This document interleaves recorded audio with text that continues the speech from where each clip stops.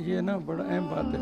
سب کہتے ہیں ہمیں جو کچھ رسول پر تمہیں دیں وہ لے لو, جس سے منع کریں اس سے بات رہو. تم اللہ اور اس کے رسول صلی اللہ علیہ وسلم کے فرمان کو بجا لاؤ اور ان دونوں پر عمل کرو, ہے نا. یہ میں نے نا نکالا ہے, خود دورہ کر کے رکھا تھا یہ والا, یہ میں تاکہ مریدین کو سمجھاؤں بتاؤں کہ حضور غوث پاک کے یعنی ان کے فرمان کیا ہیں. ہم ان کی گیارہویں سے ختم بھی دلاتے ہیں, محبت بھی کرتے ہیں, نعرے بھی لگاتے ہیں, ان کے فرمان بھی سنیں تو اس پر عمل بھی کریں. اللہ. یہ سورۃ طارق کی تفسیر میں تفسیر غوثیہ سیدنا غوث پاک رحمۃ اللہ نے سورۃ والسماء والطارق کی تفسیر بیان کرتے ہوئے فرمایا, اس صورت میں اللہ تعالیٰ نے آسمان اور اس پر چلنے والے کی قسم کھائی ہے.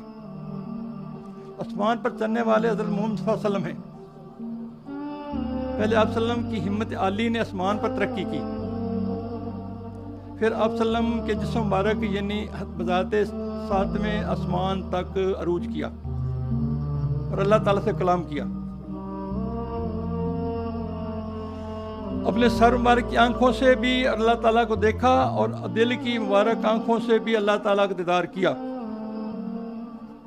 یہ الفتح ربانی حضور پاک کے خطابات ہیں, فجوہ زدانی کے نام سے, الفتح ربانی کے نام سے. اس میں یہ سورۃ طارق کی تفسیر غوثیہ میں حضور غوث پاک فرما رہے ہیں. ان کا مقام پہچاننے کی کوشش کریں اللہ, کہ اپنے سر مبارک کی آنکھوں سے بھی اللہ تعالیٰ کو دیکھا اور دل مبارک کی آنکھوں سے بھی اللہ کا دیدار کیا. جب آپ اس کے بندہ خاص تھے, رات کے وقت آسمان میں تشریف لے گئے اور اللہ تعالیٰ کو زمین پر دل کی آنکھوں سے اور آپ آسمان پر اپنے سر کی آنکھوں سے دیدار کیا, جو آپ کے بندہ خاص حضور پاک صلی اللہ علیہ وسلم. سمجھا رہی اللہ.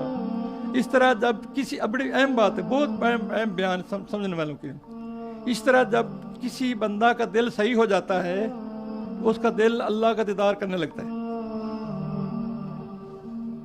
اس طرح جب کسی بندہ کا دل صحیح ہو جاتا ہے تو اس کا دل اللہ کا دیدار کرنے لگتا ہے. اس بندے اور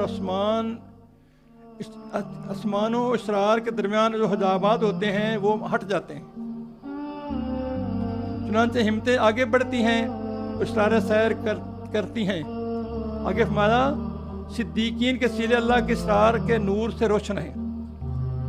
صدیقین کے سینے اللہ کے اسرار کے نور سے روشن ہیں.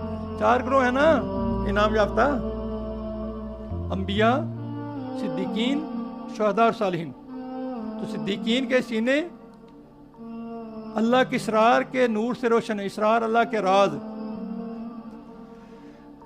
تم اب ایمان والے کی فراست عقل و دانائی سے ڈرتے رہو. تم ایمان والے کی فراست عقل و دانائی سے ڈرتے رہو.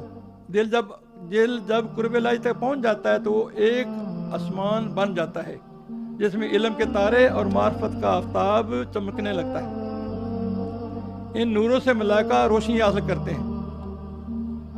ان نوروں سے اللہ اکبر. کوئی نفس ایسا نہیں جس پہ اللہ تعالیٰ کی طرف سے کوئی محافظ نہ ہو, جو کہ اس نفس کے شیطانوں کی دستبرداری سے حفاظت نہ کرتا ہو. جو کہ اس نفس کے شیطانوں سے اس کی حفاظت نہ کرتا ہو, محافظ اللہ نے مقرر کیا. اور اولیاء اللہ میں سے بعض ایسے افراد بھی ہیں جن کی حفاظت صفیں باندھے فرشتے کرتے ہیں, اور اللہ ان کے پیچھے سے احاطہ کرنے والا ہے.